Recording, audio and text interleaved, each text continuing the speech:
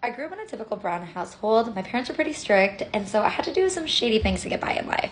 When I say my parents were strict, they were strict to the point that I got 200 texts a month, so that goes away in like one day. And also, every time I would get an email, they would get the email forwarded to them. So they had all the data on who I was talking to and what I was saying.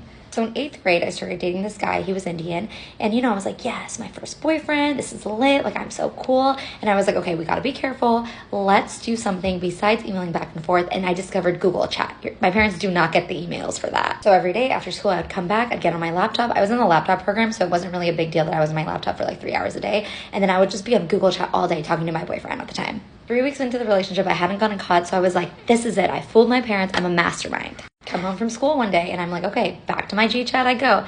And I get to the table, the dining table of my house, and there lies every screenshot printed from every single Google chat all around the table with my mom and dad just standing there. I literally was shaking.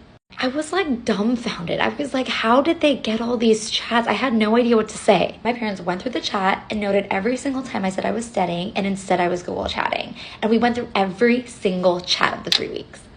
They were so pissed at me. I got grounded, but that's not all. My mom goes to the school directory and she finds the Indian guy's phone number and calls his mom. Both moms basically say this is really bad. They should be focusing on their studying, not doing this kind of romantic thing. And it was just so freaking embarrassing.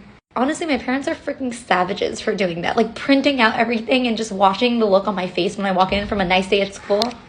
Anyways, we had to break up because of her parents. Her parents did not approve at all. He's one of my best friends now, but it's just crazy to think how involved our parents got in this whole entire desi society. Oh, and this is just one time I've gotten caught out of so many. I did some really shady shit, like I said at the beginning. Moral of the story, desi parents always know everything, and when they catch you, it is freaking terrifying.